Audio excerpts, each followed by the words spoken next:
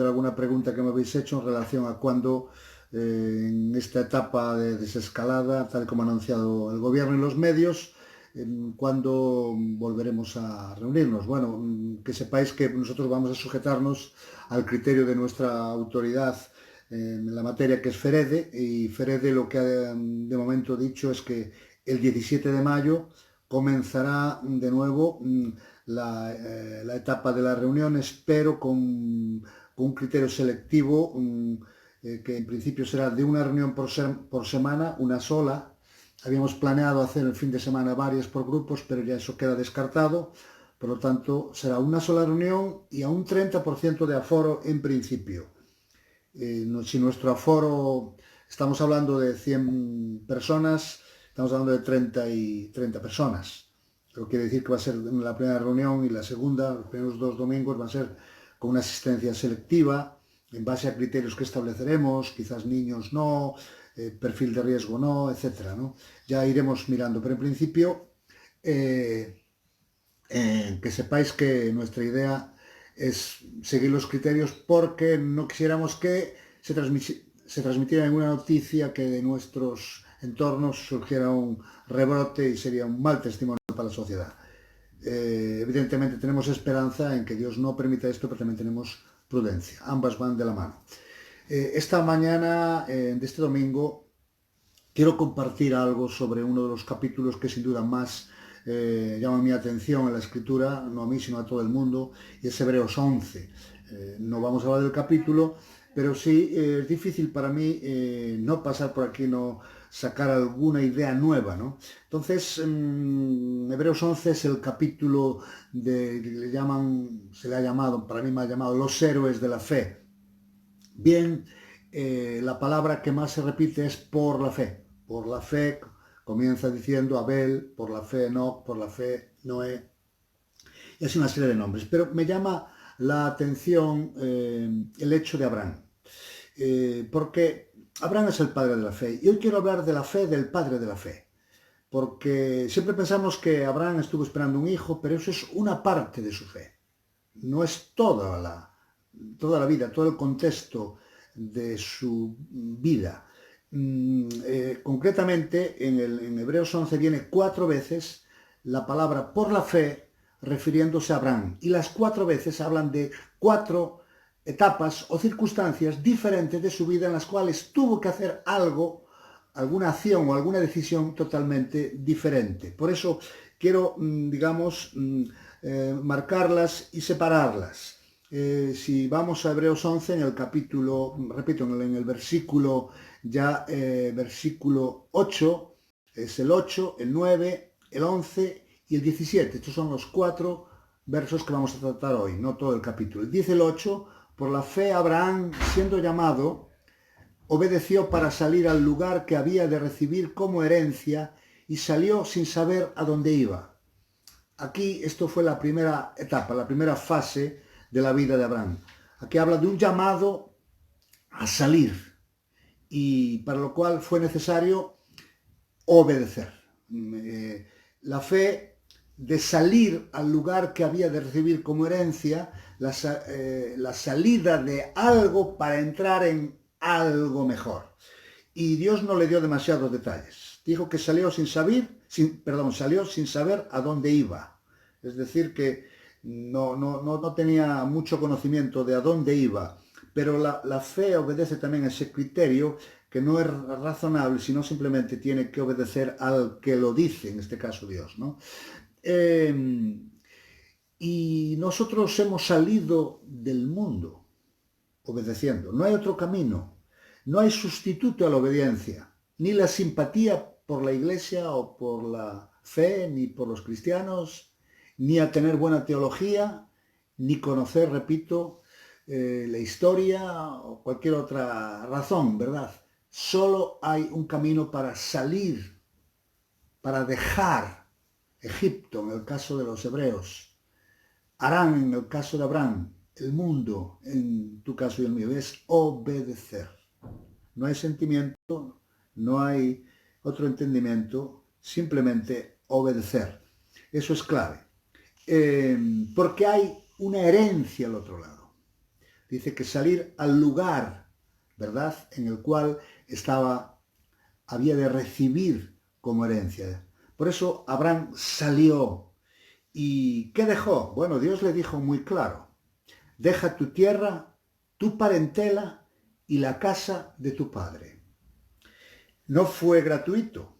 Abraham, para salir de aquello, tuvo que dejar su tierra, sus parientes, aunque Lot se coló con él, esa es otra historia, y la casa de su padre, que habla evidentemente de todas las costumbres, de todo lo que tenía que ver con él. Y creo que no fue fácil, porque todos estamos arraigados en aquello de donde venimos. El mundo nos ha marcado, la sociedad nos ha marcado, las costumbres nos han marcado. Por eso hay un gesto de obediencia si queremos entrar en la tierra de la herencia, en la herencia de Dios. ¿Qué es la herencia de Dios? Bueno, aquello que Dios tiene para ti. Vamos a dejarlo ahí. La herencia es aquello que Dios ha preparado para ti, pero no podemos estar un pie en Harán, o sea, un pie en el pasado y un pie en la herencia. No funciona, eso no funciona. Por eso la obediencia es fundamental, es necesaria. Evidentemente todos estamos arraigados, todos tenemos amigos, y yo no hablo de cortar con ellos, pero evidentemente ya no podemos vivir como vivíamos con ellos. Ya no podemos evidentemente tener las costumbres que teníamos, porque Dios nos llama a salir. ¿Por qué? Porque hay una herencia mucho mejor, mucho más grande, una herencia infinita. Y esa herencia, repito, requiere el precio de obedecer. La segunda etapa está en el versículo 9, que dice: por la fe Abraham habitó como extranjero en la tierra prometida, como en tierra ajena, morando en tiendas con Isaac y Jacob, coherederos de la misma promesa, porque esperaba la ciudad que tiene fundamentos, cuyo arquitecto y constructor es Dios. Hemos hablado antes de cómo Abraham salió. Ahora vamos a ver cómo Abraham habitó. Ya estaba en la tierra. Y dice que habitó como extranjero, morando en tiendas. Llama mi atención un hombre tan rico, un millonario de su tiempo, tan poderoso, en todo vivir en tiendas. Él podía vivir en una casa, una super casa, en una ciudad, tener una posesión grande como vivían los ricos. No, él vivió en tiendas, exactamente igual como dice aquí con Isaac y Jacob. Aquí hay un mensaje que se nos transmite, porque dice que él realmente esperaba la ciudad que tiene fundamentos, cuyo arquitecto y constructor es Dios. Es decir, Abraham no estaba arraigado aquí, no se agarró en la tierra que le tocaba vivir. Abraham estaba mirando la ciudad que tiene fundamentos, cuyo arquitecto y constructor es Dios. Es decir, su mirada, sus ojos, su visión, todo estaba en otro lugar. Y perdonad que toque un poco ahora lo más íntimo de vosotros, pero dice la Biblia, y también lo dice aquí un poco más adelante, en el versículo 13, que dice que somos extranjeros y peregrinos. Es decir, esto no es nuestro futuro. Esta tierra no es nuestro destino. Nosotros somos extranjeros aquí, estamos peregrinos hacia la vida, hacia la nueva Jerusalén, hacia el lugar donde vamos a vivir con Dios. Pero hay una cosa, estamos súper arraigados aquí. Te pongo un ejemplo. ¿Te has dado cuenta con el coronavirus lo arraigado que estamos aquí?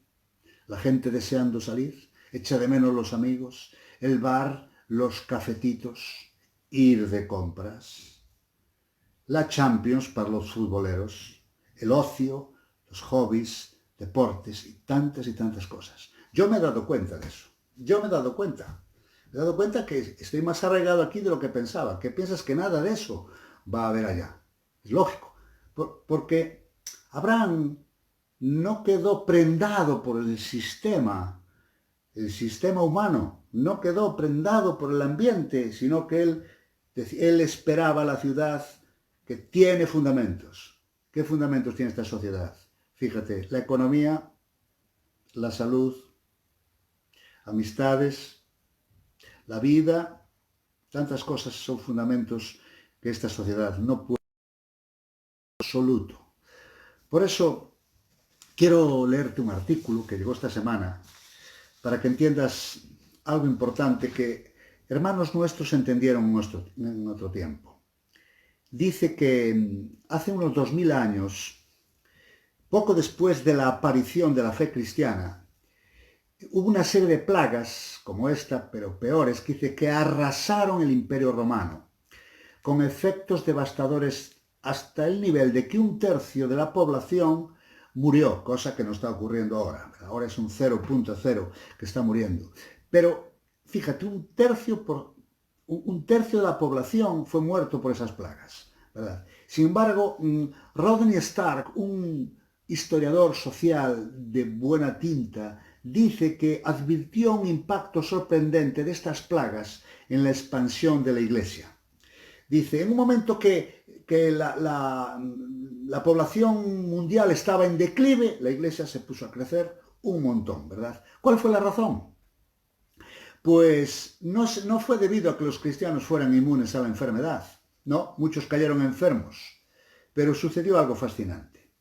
Y leo lo que dice. A diferencia de muchas personas en ese momento que únicamente pensaban en su propia seguridad, huyeron de la zona afectada, a menudo inadvertidamente se llevaban la plaga con ellos, muchos cristianos en cambio se quedaron donde estaba y cuidaron de los enfermos. El no abandonarlos se traducía en un mayor índice de supervivencia, pero además de cuidar de los suyos, los cristianos también se dieron a conocer por ayudar a los demás a riesgo de sus propias vidas.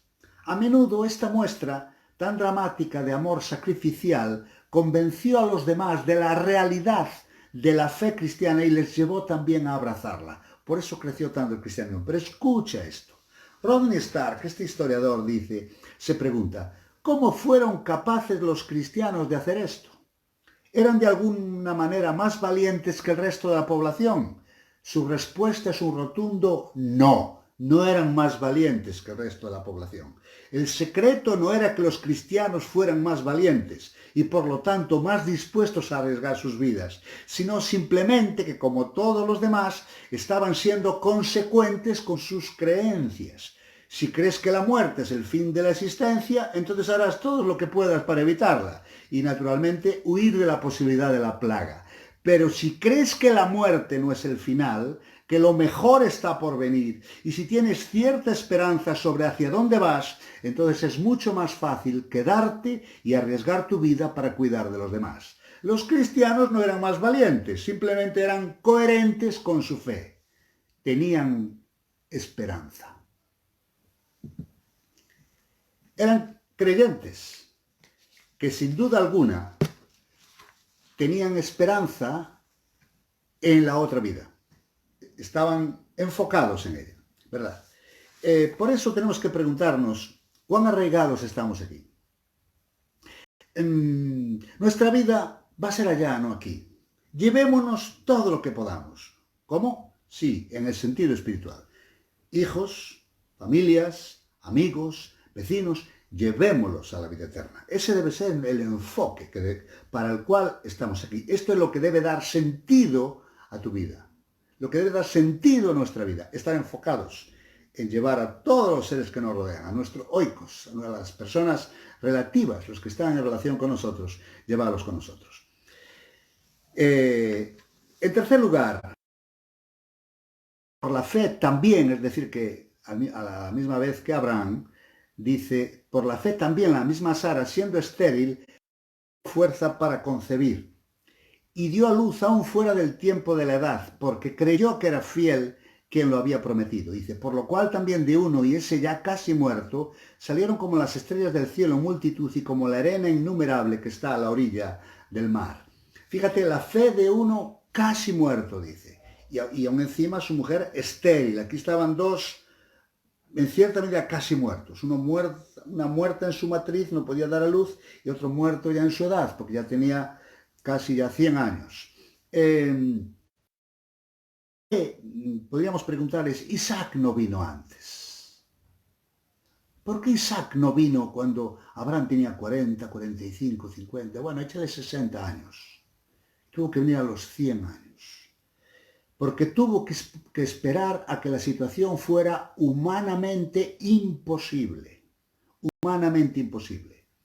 Y solo hay una fe humanamente imposible la que puede hacer realidad la promesa. Para que hoy no dudemos que lo de Abraham fue una casualidad o fue un evento del pasado que pudo darse así. No, no, era imposible por la situación de su mujer y por su situación de edad que pudiera dar a luz, ¿verdad?, esta pareja un bebé. Estamos hablando del padre de la fe, alguien que nos iba a concebir espiritualmente a ti y a mí. Pero su fe estuvo basada en algo muerto humanamente, muerto. Dios trabaja más con la muerte que con la vida. Dios necesita gente muerta a sí mismo, como Abraham, cuando ya perdió sus ideas, sus planes, ¿verdad? Su visión humana, ¿verdad? Es cuando Dios empezó con él.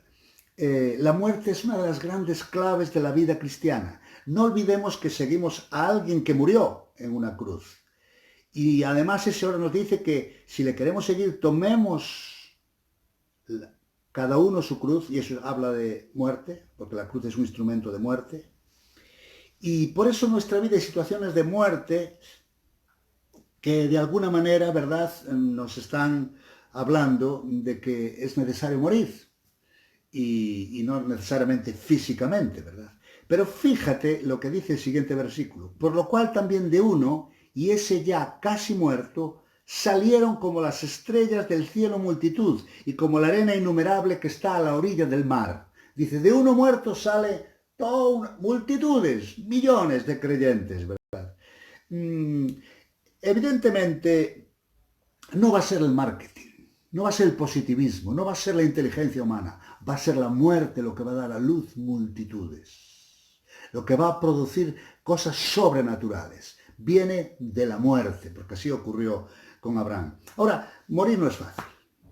Vemos que incluso la gente que es contagiada tarda su tiempo, ¿verdad? Y hay lucha, el ser humano se niega a morir, nadie le gusta morirse, ¿verdad? Es una experiencia que no queremos atravesar, ¿verdad? Igual le pasa al ego. El ser vivo más difícil de matar es el ego humano. El ego humano no quiere morir, quiere vivir, quiere que se acuerden de él, quiere que lo reconozcan, quieren que lo piropeen, quieren que lo alaben o que lo adulen. El ego humano es insaciable, ¿verdad? Insaciable. Pero el ego humano ha de morir. Hace unos días meditaba en una realidad un poco contradictoria. ¿Por qué Saúl quiso matar a David? ¿Por qué tiene esa obsesión? Siempre pensé que era una cosa meramente de una manía, de un odio, y probablemente eso fue el móvil que le llevó a matar a David por envidia de que estaba cogiendo demasiado prestigio. Pero hay una realidad de fondo superior a esa. Está claro que Dios quería matar el ego de David, para que en David no se reprodujera otro Saúl. Saúl era un ególatra, un hombre que estaba buscando siempre la honra de las personas. ¿Recuerdas a Mical, su hija, que estaba en aquella ventana riéndose de David, como David adoraba a Dios?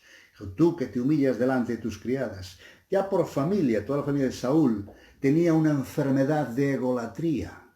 Y Dios utilizó a Saúl para matarle el ego a David. Por eso le tuvo humillado, le tuvo perseguido. Y aún hay una situación en la cual David tiene que babear y poner como si fuera una persona con serias deficiencias mentales debido a las circunstancias que atravesó. Él fue humillado a todos los niveles porque Dios le tenía preparado para ser precisamente el rey, el primer rey serio y consistente de Israel. De cómo Sara y cómo Abraham, y también comentamos el caso de David, tuvieron esos procesos de muerte. ¿Qué hacer? Bueno, vamos a limitarnos a lo que dice el texto. Concretamente, dice que Sara recibió fuerza para concebir y creyó que era fiel quien lo había prometido. Hay momentos de muerte. Cuando uno está así, no hay donde mirar sino mirar a aquel que es fiel. Dios no depende de las circunstancias, no depende de tus años, no depende de la esterilidad. Dios es fiel en aquello que dijo. Y aquel niño vino a pesar de los pesares, a pesar de que todos los factores indicaban en contra. Isaac nació, Isaac vino y la promesa fue una realidad. ¿A qué tengo que morir? Sin duda que muertos somos más válidos que vivos, mucho más válidos. Pablo decía, para mí el morir es ganancia y el vivir es Cristo. Cuando uno está muerto, nos toca confiar en su fidelidad. Él es fiel. Y vamos con al último paso. En el versículo 17 dice, por la fe Abraham, cuando fue probado, ofreció a Isaac, y el que había recibido las promesas ofrecía a su unigénito. Habiéndosele dicho, en Isaac te será llamada descendencia, pensando que Dios es poderoso para levantar aún de entre los muertos, de donde en sentido figurado también le volvió a recibir. Bueno, lo que vemos aquí, entre otras cosas, es que dice que cuando Abraham fue probado, ofreció a Isaac. Y dice, y el que había recibido las promesas ofrecía a su unigénito. Las pruebas es una realidad de la vida cristiana. Dios nos prueba, y nos prueba todo el tiempo. Pero he observado, conforme a este texto, cuando Dios nos prueba, está pidiendo algo de ti. Está pidiendo algo que no necesita, está marchando conforme a lo que Dios quiere, ¿verdad? Abraham en su prueba ofreció a Isaac. 2 veces viene la palabra ofreció en el mismo versículo. La promesa de Dios, Abraham se había ya realizado en parte. Dios le había prometido un hijo, pero también le había prometido ser padre de naciones, que sus enemigos, en fin, se postrarían y él tendría una autoridad y muchas cosas. Las promesas de Dios a Abraham fueron múltiples. Evidentemente estaban enfocadas en el nacimiento de su hijo, pero fue algo muy general. Sin embargo, por un momento dice, en Isaac te será llamada descendencia. Entonces Isaac era clave. Pero quiero retomar por un momento la historia de este momento cuando Abraham fue probado, y es que Dios le dijo, toma a tu hijo, Abraham, tu único hijo, dice, a quien amas, y llévalo a aquel lugar que yo te mostraré y sacrificarlo. Fue algo traumático, muy difícil. Y todos sabemos la historia, llegó a ofrecerle en el momento que construye el altar, postra a su hijo, lo ata, intenta ya clavarle con el cuchillo. Bueno, en ese momento un ángel aparece y dice, para, Abraham, porque Dios ha provisto un carnero y allí está. Y le dice, por cuanto no me has rehusado tu hijo, y vuelvo a repetir, tu único hijo. Y esta vez no dice a quién amas. No es que no le amara, sino que el amar de la primera vez cuando se lo pide, y me llama la atención cuando la Biblia dice que Dios ama a alguien, habla de una forma especial. Pues también aquí Abraham se ve que amaba de una forma muy especial a Isaac, porque lo esperó toda su vida. Pero probablemente esto, y yo lo creo por el contexto y por la situación y por lo que voy a decir a continuación, le desenfocó. Les enfocó del verdadero amor a Dios. No olvides que el primer mandamiento dice, amarás al Señor tu Dios con todo tu corazón, alma, mente y fuerzas. Primer mandamiento. Y probablemente esta promesa que él había ya empezado a disfrutar le había desenfocado. De Abraham aprendemos que cualquier promesa puede desenfocarnos en seguir las promesas de Dios y no al Dios de las promesas. Las promesas en algún lugar pueden ser peligrosas. Por ejemplo, acuérdate que el texto de la Escritura, de aquellos que dicen, Señor, profetizamos en tu nombre, Señor, en tu nombre echamos fuera demonios, Señor, en tu nombre hicimos muchos milagros, que dice el Señor, no os conocí, hacedores de maldad. Aquella gente habían obtenido promesas de Dios, pero se habían desenfocado de Dios porque Dios dice que no les conocía. ¿Qué pasa con aquellos que persiguen la prosperidad? Yo creo que Dios prospera. Creo en el Dios de la prosperidad. Jamás la prosperidad de Dios. Yo creo en el Dios de la sanidad, pero no voy a buscar la sanidad de Dios. No voy a buscar las promesas de Dios, porque eso es peligroso. Porque las promesas pueden desenfocarnos, como le pasó a Abraham. Pero te comento un caso mucho más dramático. Salomón. Dios le prometió sabiduría, se la dio. ¿De qué le sirvió tanta sabiduría? ¿Para qué le sirvió? ¿Qué hizo con la sabiduría? Descarriarse, desviarse, casarse con miles de mujeres, tener los ídolos de sus mujeres, llegar a un momento de sin fe incluso. Como terminó fue horroroso. Sigamos al Dios de las promesas. Tengamos cuidado con las promesas de Dios. La historia de los avivamientos en el mundo nos dicen que muchos avivamientos comenzaron, la gente se enfocó tanto en la sanidad, en las liberaciones, los milagros, las profecías, las cosas grandes de Dios, que al final se desenfocaron de Dios mismo y Dios tuvo que cortar. Por eso, esta promesa, vemos que Abraham dice, y me llama mucho la atención, que dice que pensando que Dios es poderoso, él volvió a Dios, volvió a pensar que realmente no era la promesa lo importante, sino que era Dios, era poderoso, dice, para levantar aún de entre los muertos, dice, de donde en sentido figurado también le volvió a recibir. Es una gran noticia saber que tenemos a un Dios que puede darnos fantásticas y maravillosas herramientas. Su poder, su autoridad, sus promesas, sus dones, sus sanidades, su liberación, todas esas cosas es extraordinario, pero cuidado, puede hacernos daño, y por eso Dios puede volver a pedírtelo.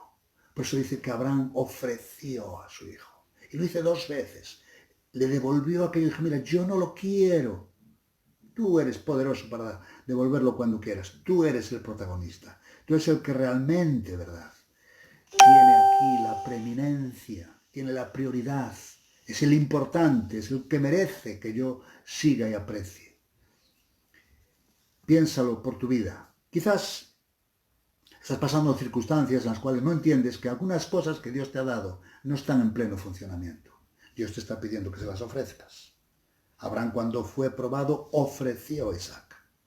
Ofrece esas cosas que son fantásticas herramientas, pero repite, no sigas por las herramientas de Dios, sino siga el Dios de las herramientas, el Dios de las promesas, el Dios de las sanidades, el Dios de los milagros, el Dios de las profecías. No olvides, ese es el a quien seguimos. Como Abraham piensa que Dios es poderoso para levantar aún de entre los muertos. Cualquier cosa, cualquier promesa que esté muerta, que esté apagada, abatida, porque a lo mejor Dios la ha llevado ahí. ¿Para qué? Porque Dios la quiere resucitar, porque Dios la quiere levantar, porque Dios es poderoso para hacerlo, porque Dios no quiere que te desenfoques. Dios no quiere, ¿verdad?, que te vayas detrás de esas cosas que son buenas, que son de Dios, pero que no cumplen el objetivo. Dice 2 de Pedro que Dios nos ha dado preciosas y grandísimas promesas, para que por ellas llegaseis a ser participantes de la naturaleza divina. Ese es el objetivo de las promesas, que nos hagan más a la imagen y semejanza de Dios. No un superhombre, no un superhéroe, no un Superman, sino a la imagen y semejanza de Dios. Para eso son las herramientas. Por eso Abraham pensó, ¿verdad? Dijo, bueno, Dios puede levantarlo. Él lo dio, Él lo sacó. Como dijo Job, Dios dio, Dios quitó. Sea el nombre del Señor bendito. Terminamos en esta ocasión de nuevo, confiando que la próxima semana volveremos a estar, de momento por este medio, que creo que es bueno. Incluso podemos repasar de nuevo las charlas, las palabras, las predicaciones en el YouTube o en el Facebook, porque es palabra de Dios, es la palabra fresca para este día, la palabra que el Señor nos ha dado después de un tiempo de alabanza y confiando que pronto llegará el tiempo donde podremos estar frente a frente, cuidando y mirando unos los unos de los otros. Un precioso abrazo, saludo y cariño a todos los que estáis viendo y oyendo en esta mañana. Simplemente una oración para terminar y pedir al Señor: Señor, gracias por tu fidelidad, gracias por tu amor, gracias por tu bondad, gracias por tu presencia. Señor, gracias que tú eres poderoso, como Abraham decía, para levantar aún de entre los muertos, ¿verdad? Cualquier cosa, cualquier palabra, cualquier promesa, cualquier cosa que hayas podido hablar o decir en otro tiempo y que ahora, porque este tiempo de prueba y de dificultad puede estar ahí como muerto, como, ¿verdad?, como una situación que parece que no vive, pero en ti confiamos. Tú eres nuestra confianza, tú eres nuestra fortaleza, tú eres nuestro refugio y a ti queremos amar y a ti queremos poner primero por delante de todos. En el nombre de Jesús. Amén. Dios os bendiga.